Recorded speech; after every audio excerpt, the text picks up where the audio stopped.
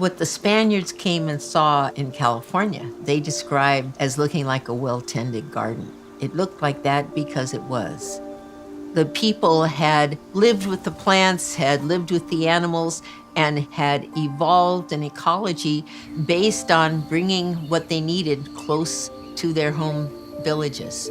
To maximize the growth of that through our land management techniques, to keep it growing in close to the village, to bring game in close to the village so they didn't have to go farther and farther afield. And that's our ecological knowledge. What plants are used for food, what plants are used for tools, what plants are used for medicine. This is the human story of the environment that you may be learning through science, but traditional ecological knowledge is a way of life.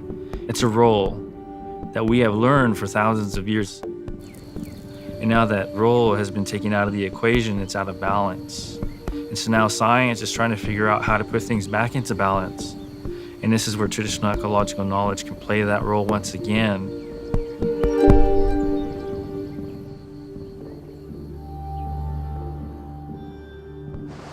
California is a beautiful, amazing, diverse place, both in terms of its cultures, but nature too, with everything from the coast to coastal ranges to inland valleys to the Sierra Nevada to the deserts that makes it one of the world's hotspots for biodiversity.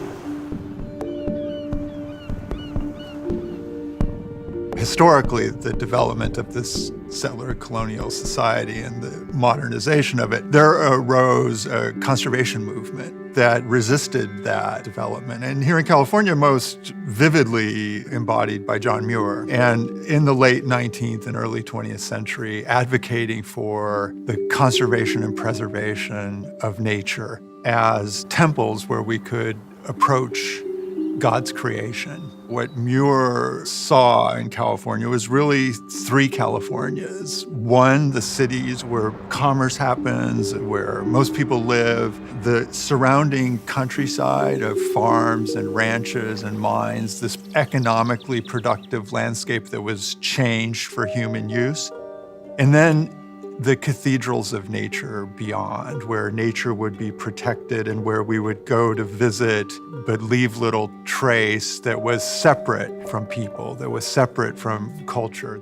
We can see the natural world as something to exploit, or we can see the natural world as something to keep precious and protect. In both of those cases, humans are separate from nature.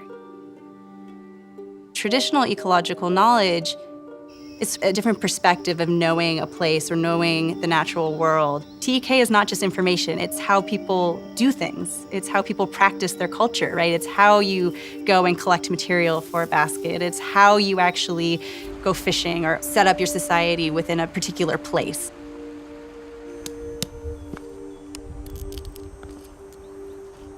Traditional ecological knowledge is stories that were passed down for 10,000 years from our ancestors.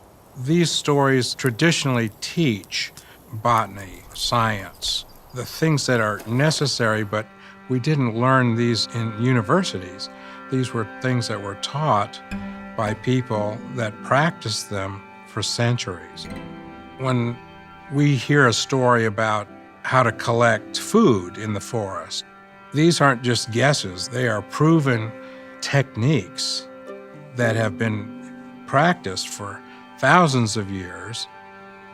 In California, there's no one traditional ecological knowledge. There are hundreds of different cultural groups in California, and the way that they interacted with the environment is obviously going to vary with local conditions. It's going to be different in the desert than it is in the redwood forest.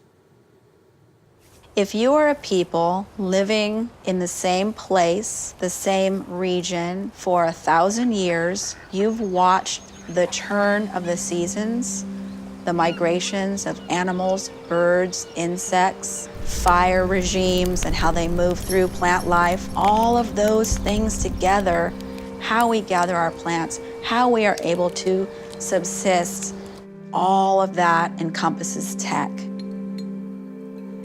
Conventional science kind of comes out of this Enlightenment view of the world where man has dominion over the natural world. We are very separate from it. We will understand it to conquer it and have control over it. Whereas TEK, scientifically, is just as correct as conventional science, but it looks very different, and it really places humans as part of the natural world. I think traditional ecological knowledge is an important concept, but we should be careful about the traditional part of it because it's just as adaptive, it's just as changing, it's just as modern as we are.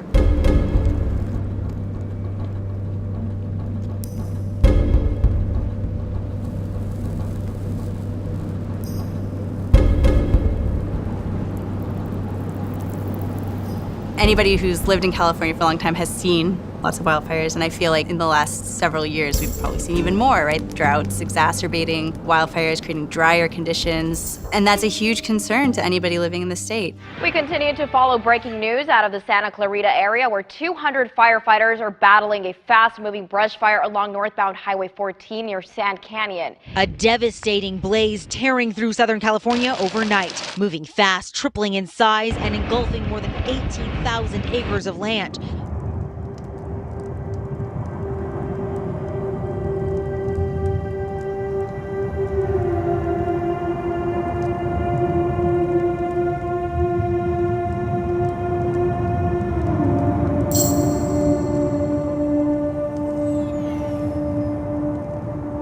I've heard some describe this as an ecological disaster on the scale of Hurricane Katrina.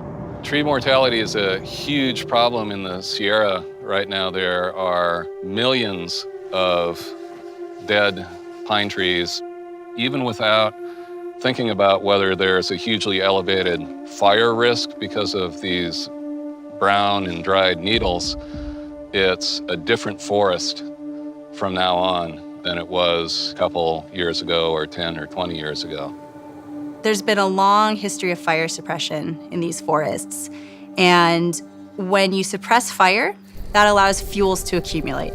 And so when a fire does spark, not only is it going to burn more and hotter, but those fuels that have built up over time are actually going to facilitate the movement of fire from surface fires toward the ground up into the canopies of trees. When fire is up in the canopies of trees, those actually burn even hotter, they're harder to control, and that's really where kind of the worst damage comes. In many of the earliest accounts of explorers and settler colonists in California, the landscape was constantly burning. There were fires everywhere. In some of these historical accounts, the writers are very curious about why is the landscape always burning. Now we know that indigenous people used fire as a form of managing the landscape for the things that they valued. One example of traditional ecological knowledge is cultural burning. Cultural burning is a set of cultural practices of using fire to create the conditions for food sources to grow, to create the conditions for other resources to grow, such as plants that are used in arts like basketry. The late 19th century, along with the violence and genocide of indigenous people, there was widespread suppression of fires. The Spaniards wanted to suppress fire because they saw it as dangerous and did not necessarily understand what purposes people were putting the fire to. They saw it as a careless application of fire by what many of them referred to as, quote, primitive people, unquote. So fire suppression is very much tied up with social and political oppression of Native American people. It might sound like a good thing to have a lot of trees. That's what the Forest Service thought. And they wanted to maximize the number of trees per acre. But what they were doing was changing the landscape, getting lots of little thin trees in between the bigger trees and the wide spacings that had been maintained for thousands of years by indigenous fires. By suppressing fire and keeping people from lighting cultural burns, you built up the fuel over time.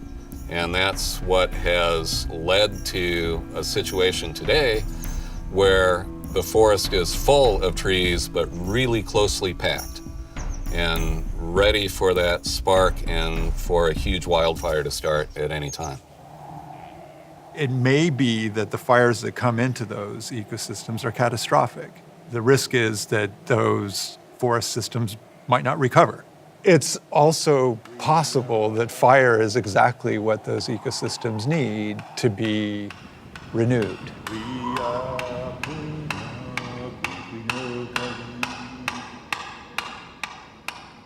You have to know how to work with fire.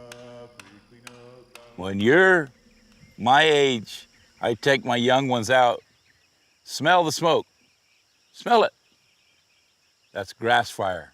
Smell the smoke, that's a house burning. Smell the smoke, that's tires burning. That's a wood fireplace burning. You should be able to smell every single different kind of smoke. The animals teach their young to do that. But if there's no fire, they can't teach them to do that. That's why we have to burn. That's why we have to keep the fires going, so that all parts of life understand what it is that we're doing with fire.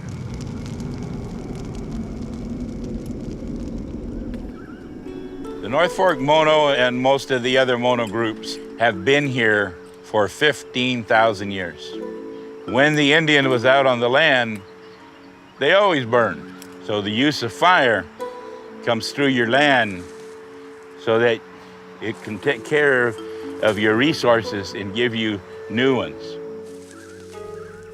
Cultural burning is exactly that. So when we burn, we are burning to perfect this resource to supply resources for our culture, rather it be food, medicine, fiber, sticks, basketry material. Fire keeps the ground clean. Fire keeps our environment clean. Fire is to keep the plants healthy, that they keep growing more materials for us to use. It's a win-win situation for the plant and for us. Every plant is affected by fire. We as basket weavers, we are totally dependent upon the land for all of our materials because we can't go down to Michael's and buy all of our basket materials. This plant is struggling, but if it could get burned and burned back, it would have a whole bunch of new, just really straight shoots come out the top. But you can see how long of a piece that we need. We need a full year, full cycle to gather our materials. Fire is really a lot like electricity. Electricity is a dangerous thing. You can get a severe shock from electricity and it can kill people, but it can also be put to wonderful uses. And fire, when used in a sophisticated manner, is very much the same way. Fire can course through the forest like electrons through a wire and energize those circuits that the forest has. It can turn on the meadows and encourage them to bloom at the right time of the year. You have to have fire in order to have rejuvenation. I think a lot of people don't realize that there are many landscapes across California that actually benefit from fire. Fire is a force of good in many natural environments. When you use fire on the land and have these cultural burns, you can make an ecosystem healthier. I think a really critical part of the way that it was done here in California is that when they did small burns, what would happen is you would get grasslands and berries and other plants that would come back. And typically, studies that have been done suggest that the diversity and the density of the foods that are from those plants really increases in that year or two after a burn. This idea that you have a moderate level of disturbance, that's when you have the highest levels of diversity and richness and environment. Didn't you guys just burn it? It's been a few years. We've burned like, I don't know, 50 yards in all directions. And so this was part of a little plot we had burned here. So these are new shoots right here coming up. It's good to see this. We'll have the berries to eat.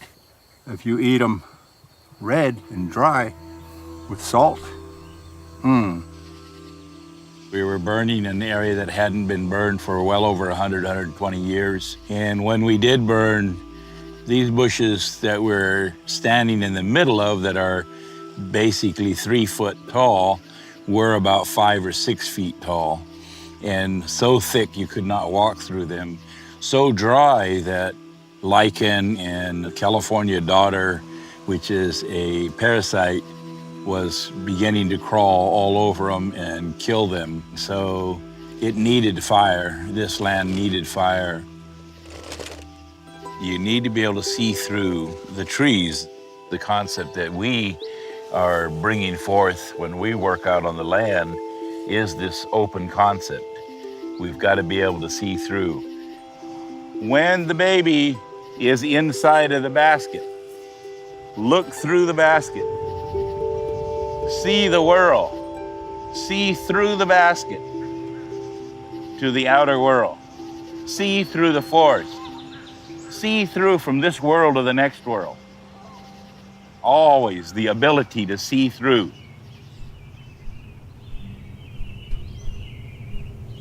There's a natural succession in the way that plants grow over time.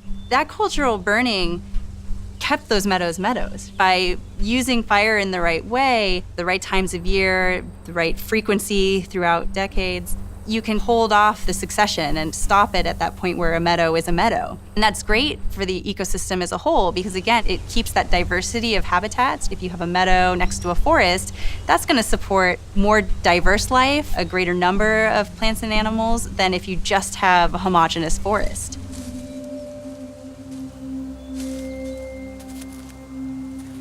One good thing, if we could have a fire, it brings the springs back. The water level comes up. So the springs hold more water. Fire is always about water. Why are these still green? These are beautiful. We haven't seen water for a month. Because they're holding water in their root system. And why does the water still in the river, creek down here? Because all these plants are still holding water and letting the water go gently down into the creek. When you open this up, snow, rain is able to get to the root system.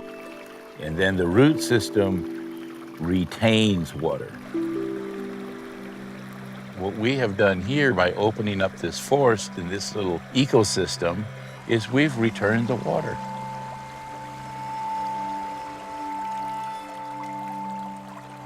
The traditional ecological knowledge of folks like Ron Good tells us that fire can help thin out and manage the forests, maintain meadows where water can seep into the ground so that it doesn't run off immediately and is stored. And that's good for our whole water system, particularly as our climate changes and snow melts faster and it's harder to retain and manage that water. So this is what traditional ecological knowledge tells us. It's really interesting that science is telling us the same thing in different studies of meadow ecosystems in the Sierra Nevada. When we think about our rivers across the state and our streams, these are all parts of watersheds that start up in the mountains. As rain comes down in the mountains, as snow comes down, we get our snowpack. That water eventually runs down into our watersheds. And so having a really dense forest, a lot of scientists are starting to think that, well, maybe it's harder for water to seep into the ground because it's being sucked up by these big thirsty trees. So how we're tending the forests and burning or not burning the forests is actually affecting salmon in our rivers. If we have less water entering our watersheds, that's going to pose a problem for salmon downstream who need that water to swim up the river to spawn. A lot of this is all of our family fishing holes. The creek's flowing over there and it comes up out of the ground right there and it just creates this beautiful pool that it's a little sanctuary for any kind of fish that's in the river system or a baby fish that's hanging out before he heads to the ocean. This is a vital spot right here for the river because it not only cools down the river, it helps the fish that stop here and rest because the river's so hot. They come from the ocean and it's cold and they get up on the river and the river's kind of sick from being so hot and people taking water out of the river and the drought and everything just accumulating. And this spot kind of helps them out a little bit. It's like a pit stop for them, They kind of get recharged. I'm very concerned. There's water conditions, ocean conditions. Right now, in this last couple of years, been very noticeable is a lot of juvenile salmon have been dying before they can go ahead and get back to the ocean to regenerate. In the 20th century, we saw the transformation of California with huge water projects, with the damming of rivers for irrigation supply, for hydroelectricity, for flood control, and the building of those great dams and the farmlands that used the water that was impounded for irrigation created what we call a kind of hybrid landscape that is both natural and engineered. And that's the California bequeathed to us by the 20th century, that we're now thinking hard about how we can transform for a sustainable future in the 21st century and beyond. And that change is the great change that we're living through, and it's been brought about by increasing concern and respect for Native American rights, for Native American water rights, for Native American fishing rights, for endangered species.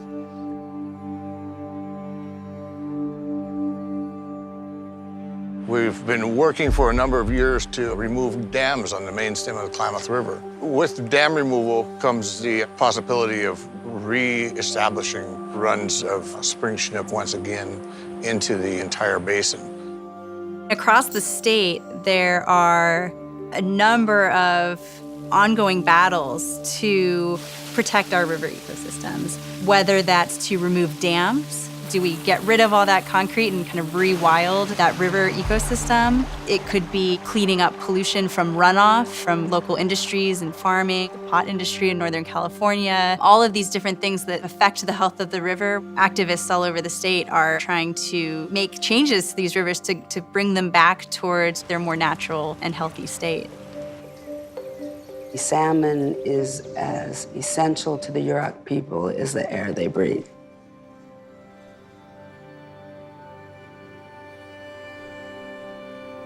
In the 1930s, the state of California asserted its jurisdiction on the river and closed the river for Indian gillnet fishing. That didn't prohibit my family, who believed that we have that right to fish, that inherent right to fish. And so my uncles kept fishing, but they fished at night, and they continued to fish. And eventually they did get caught, and that resulted in the Supreme Court case that reaffirmed our rights in 1976. I started out when I was 12 years old, me and my brother. We was fishing, and they was chasing us around every night. We'd go up the river and fish, and we'd come down and just had them all confused, But my brother says, "I'm tired of this." I said, "I am too." The game wardens came up that day and picked our nets up. So we sat in there, and they says, "Well, whose nets was they?" And everybody looked at us. Nobody wanted to claim them. I said, "Well, I ain't going to let my net gone." I said, "I claim all 5 of them."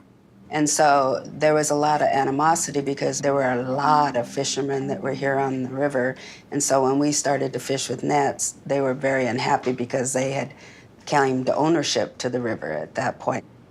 Because he was the one who took that court case, he was a target.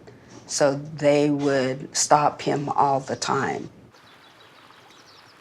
The Klamath River and other rivers like other landscapes around California, are storied landscapes, storied rivers. They have a deep cultural history. And that history and those stories have often been forgotten, but are coming back with traditional ecological knowledge. And it's the importance of those stories that are part of the change of reconnecting in a powerful way to the salmon, to the river that the salmon depend on. Those stories drive that change and that caring as much as anything else. Historically, large populations of salmon used to live in all the major rivers of the state, from Northern California all the way down to Southern California. So salmon is a keystone species. And what that means is that salmon plays a very particular and important role in its ecosystem. So just like if you have an arch, the keystone is there to sort of keep everything in place. If you take it away, the whole structure falls down. If you take salmon out of its ecosystem, the whole ecosystem would fall apart. There's nothing else in that ecosystem that can play the role that salmon plays and replace it. So if salmon goes away, that's going to mean really bad things for the ongoing health of that entire ecosystem.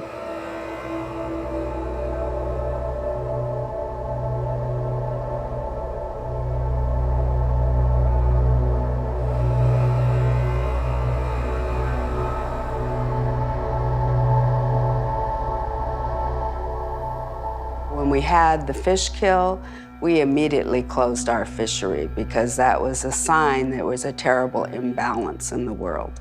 And so we didn't fish, but everyone else still fished. There were thousands of dead salmon, a 12 to 15 pound salmon laying on the banks of the river, floating down the river, and they were still fishing. So senseless over a decision of the government to provide water to the farmers and not to the resource in a year where the water flows were so low and the temperatures so high. So the tribe presented data and science to say, you have got to provide what water is there to the resource to protect the fish, and they chose not to. And as a result, we had 70 to 80,000 dead Chinook salmon. Fishing is who we are. We're a fishing people. So the health of that river and its resources is the health of our people. And so if the river's sick, the people are going to be sick because our ceremonies, everything, our spirituality, our strength and health is all connected to the river. We're all one. Yurok been fishing the rivers since the beginning of time. We've been fishing all up and along down the river and on the coast even, and in all the villages above. Pulaclaw, and the Pulaclaw is the downriver people. That's where my people come from on the Klamath River.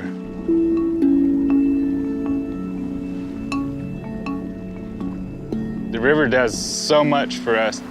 It not only brings us our food, it brings us everything we need. We're at Requa at the south side of the Klamath River, where the river meets the ocean. And that's what Requa means. It's the mouth. This is where it all starts. This is where everything comes in, where everything goes out. So it's a circle of life down here. I'm gonna do a drift net, just a basic 30-foot drift net, throw net. You can throw it off the beach and let it drift down and hope something hits it.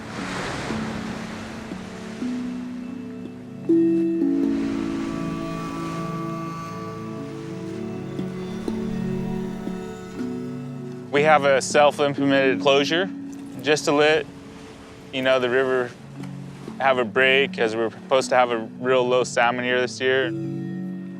Rules will change based on the conditions of what we're in. Like if it's, a real low year, we don't have much fish, we're gonna try to conserve. And if there's a lot of fish and there's too many fish, we're gonna harvest.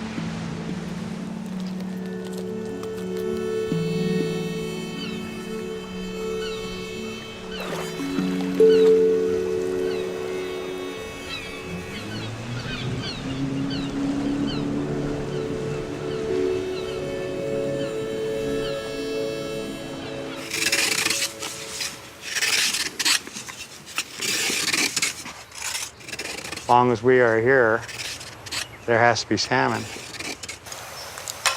I could not imagine not having any salmon. It's our way of life. It brings us together. It provides healthy food, happiness, sadness, great occasions. We're almost ready. A little bit of sea salt, not too heavy, but we're ready to put these on. You want to start putting them in? Sure. Get them underway. Not very many people say they can go catch their dinner and plan their dinners on what you catch. It not only saves us money, it actually is good for us, you know. It's what we were supposed to eat, what we're supposed to always eat. Our main food 100 years ago was acorns, eels, deer meat, and fish. That was it. So we'll go like 10 minutes each side, be done. And the sticks will actually heat up really hot right here. Anthony Bourdain should be here trying this. And then right off the stick. There's nothing better. Try a piece.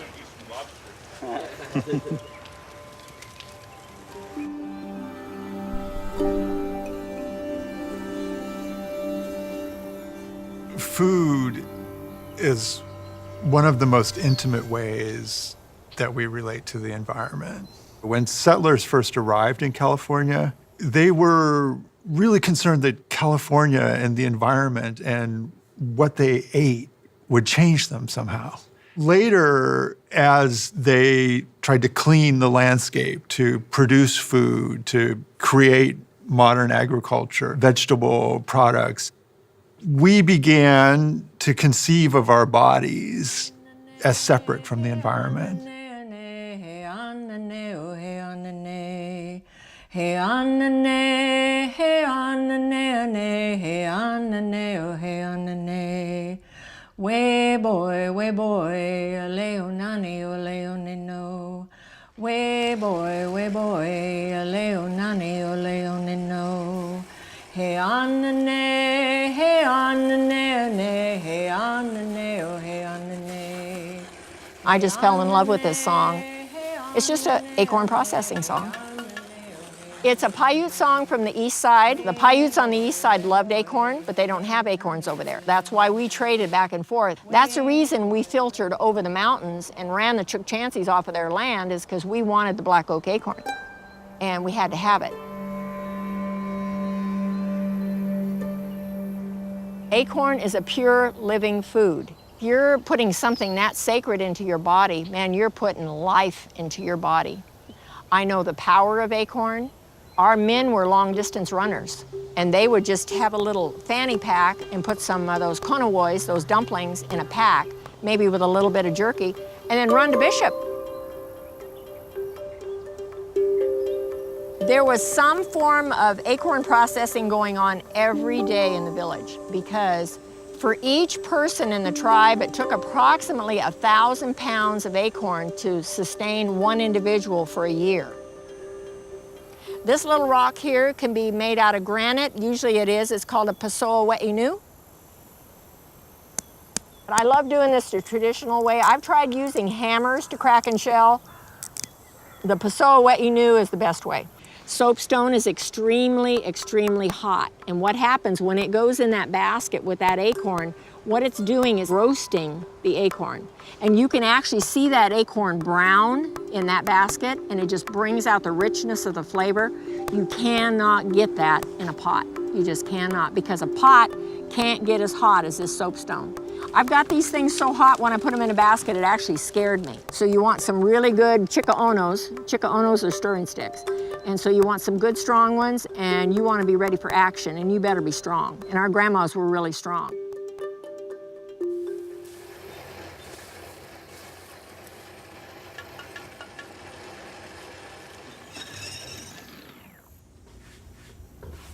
There's maybe 5 of us in the North Fork area that gather acorns, and we can't even find enough for ourselves at this point. A long time ago, there were more oak trees. A lot have died, a lot. My grandmas would not allow their environment to look this way. They're gonna either cut trees, prune them.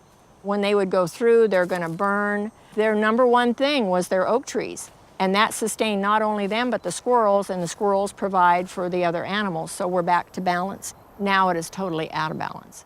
If you don't use something, you neglect it, it goes away.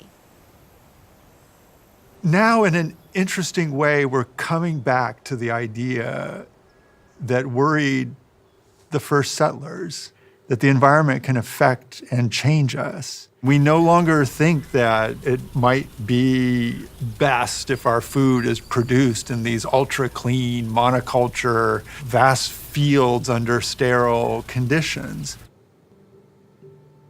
California is a big agriculture state. We produce a huge amount of the fruits and vegetables for the entire country. As soon as you're thinking about producing food at that scale, that's a huge change to the landscape and to how we are tending and growing our natural resources. We're so used to getting everything from stores, those of us who live in urban areas and cities.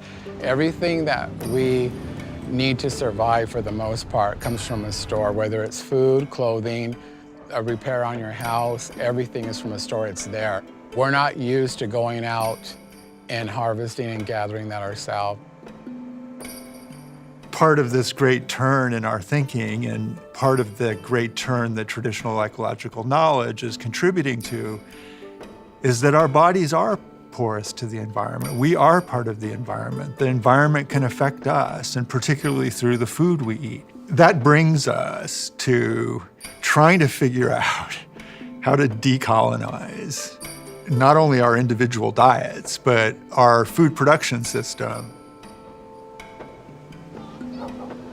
All of our communities are threatened and losing people from diabetes and other diseases that come in from the introduced diet. So a lot of the tribes have been going back to their traditional foods and growing them and sharing them and utilizing them and making themselves healthy. So it's all about that, about making our communities healthy again and correcting things. So today, our palates have become so desensitized because of a lot of the processing that our foods contain with the white sugar and the flour. So we're trying to reintroduce people to some of the contemporary foods by having those items. Like sometimes we do use white flour, sometimes we do use products like agave syrup, but it's to combine those two and get people used to that way of eating, and then they can gradually start removing some of those products, the white flour, and kind of reverse the process of what has been done. What I just made right now, I used to call it chia candy, but we kind of changed the name to chia power bars because of the health benefits. It's something that you can take with you on a hike, or if you're outdoors gardening, you can keep it in a little baggie, and it really boosts your energy level. You can really add it to anything and get a protein boost from it. Aside from the protein that it has omega-3s in it, so it does have a lot of health benefits to it.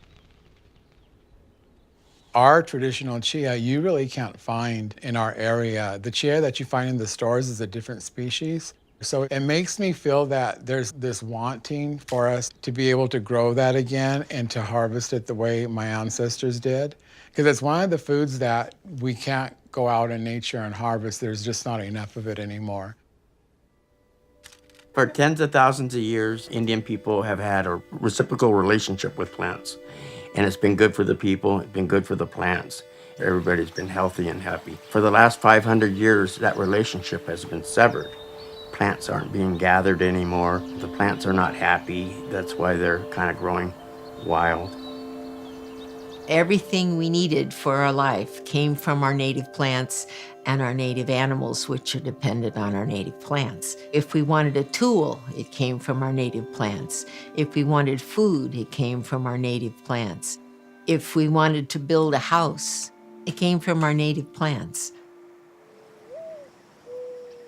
We're at one of the villages on the American River that was part of this whole river corridor of villages, which is Nisenan Maidu territory, or Southern Maidu. There's at least 3 or 4 plants just in this small area that are very useful. So this is Artemisia, and it is one of the plants we use a lot for either women's medicine, but also for protection. It's made into a tea, and it's drank to help regulate your moon cycle or your menstrual cycle.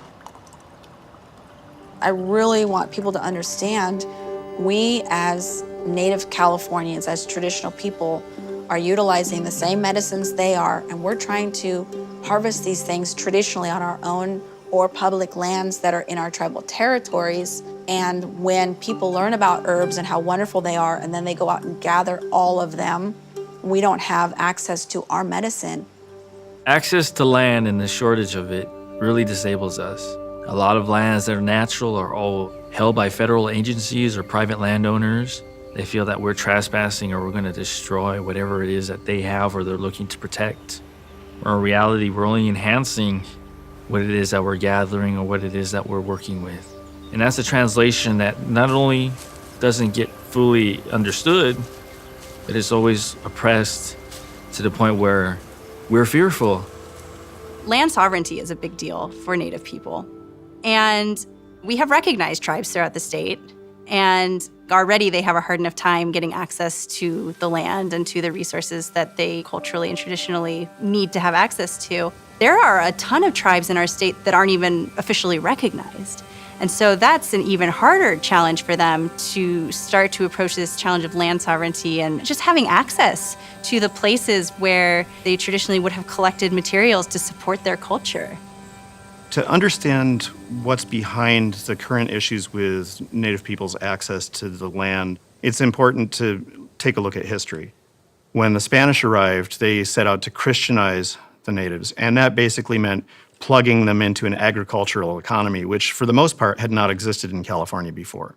Native people had been intimately tied to the landscape and using grass seeds and the seeds of herbs as a staple food. And the Spaniards brought cattle, which ate the plants and denuded the hillsides, depriving Native people of food. It was imagined by settler colonial societies, including here in California, that indigenous people would disappear. That didn't happen, despite the enormous, horrific violence, which I think has rightly been called genocide. White settlers after 1870 or so seemed to lose enthusiasm for killing Indians in California, and they started a project that was less violent called Indian schools, in which children would be taken away from their families and put in schools where they would be westernized. That broke what was left of the cultural transmission chain from great-grandparent to grandparent to parent to child.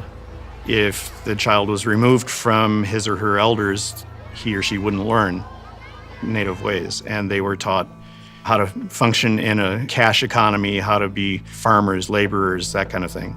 In the 20th century, there were people that hid their Native ancestry because there was such rampant discrimination. We had to hide. It was hide or die. When you had to hide, and you had to hide your culture, you weren't able to practice your culture. It became about survival. Everything else seemed like a luxury, knowing your language and speaking it openly. Going out and picking plants was all considered a luxury.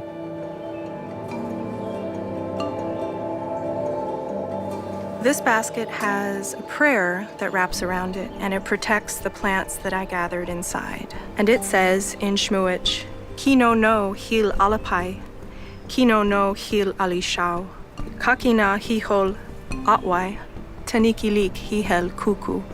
And what that means is, Grandfather in the sky, thank you for the sun, thank you for the moon. Please watch over the people. My name is Tima Link. I am Shmuich Chumash, and I'm a weaver.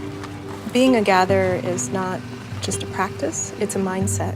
It means that no matter what I'm doing, I'm going to work, I'm out in the world, that I'm always ready. My mind is always ready. My eyes and my hands are ready to gather.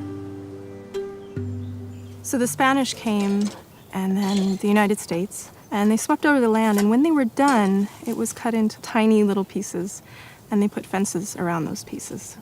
We live in a world of fences today, and those fences are boundaries between us and the landscape. I respect boundaries. I think we all do in this world today, but fences, borders, dams, some things were never meant to be. And today we really try to talk to people about what a relationship could mean between us, Native people, and them, and how it could enrich both of our lives.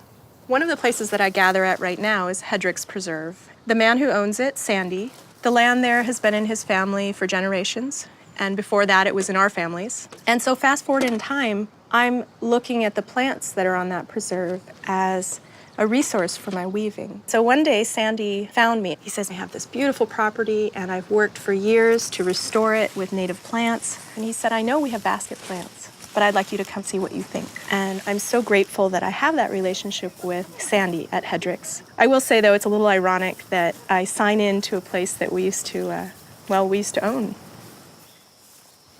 I always love coming out here, especially with my family. The plants are family, we're family together. And it feels good here. It feels good here. And today we're gonna clean things up. Got a lot of healing to do here on the land and a lot of dead things to cut back. And it's gonna be a good day. So thank you.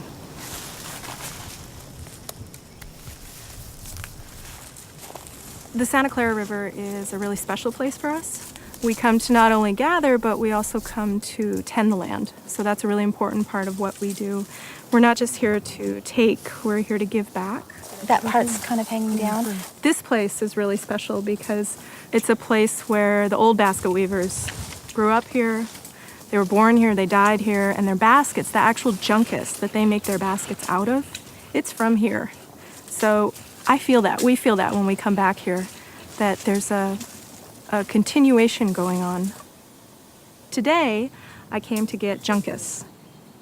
And junkus textilis in our language is called mechmei. Different kinds of junkus are good for different baskets. This kind of junkus is good for a coil style basket, really tight.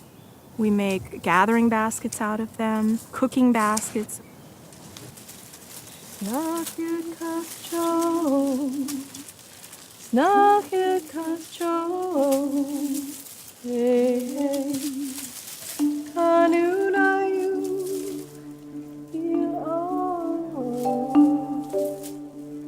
I weave, I have so many points of contact, right?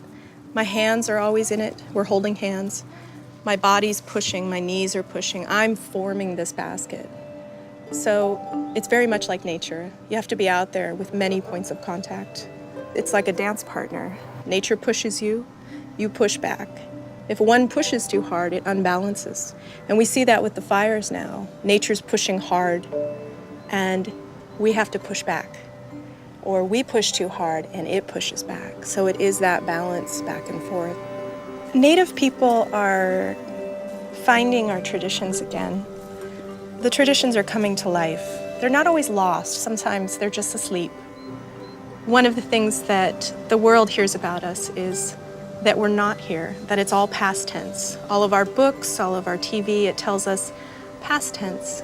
They lived, they worked, they ate, they were. And it's important to know that we're here. And the native plants are here too. Neither one of us have gone away. And we are flourishing, you just have to know where to look. Imagine you have a culture, and that culture depends upon you going out into the land and getting what you need in order to take that home, to make your baskets, to make your medicine, your food, to teach your children. And when you don't have access or you don't have the ability to go out and get what you need, that has a devastating effect on your culture. That has a devastating impact on who you are as a human being. And this is what we're dealing with. This long legacy of something that we didn't implement, but we're paying the consequences for each and every day. Racism still exists against Native people in California, but increasingly you see people who refuse to hide the fact that they are Native and who educate the rest of us about what it means to be Native. That's an inspiring development. Ichi kwai kwai tamaleo, ichi kwai kwai tamaleo. Ichi-kwai-kwai, tamaleo. Ichi-kwai-kwai, tamaleo.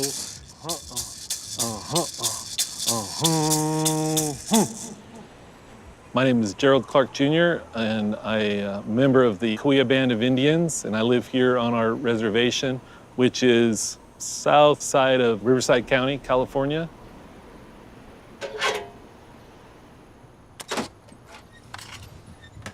My family here at Cahuilla, we come from a long line of basket makers, and primarily it was women who made the baskets. And so I wanted to recognize that tradition, the beauty, the complexity of the tradition.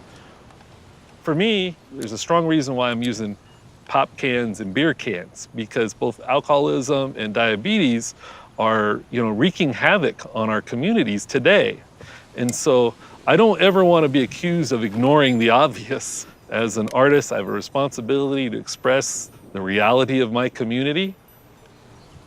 The first can basket that I made, I called the Continuum basket. And it was this idea that the basketry tradition, the tradition of making things, of being creative, continues on through this very day. Lately, I've been thinking a lot about plants and incorporating plants into my artwork because my family does go out and gather and use these plants for either food or utilitarian purposes. We go out into the mountains and we gather acorn and we gather the yucca blossoms. And so we gather these things and they give us life. We're in the desert right here and there's tons of resources here that when managed right and sustainably provided a living for the Cahuilla, allowed us to survive here. My tribe has sent cultural monitors down to these large-scale desert developments in solar because this is not the new world like you saw in your textbooks. This is the old world. And anytime you move dirt around, you find artifacts of our ancient peoples. And so there was a concern on behalf of our tribe to get down there and make sure anything that gets disturbed is reinterred and respected and preserved somehow.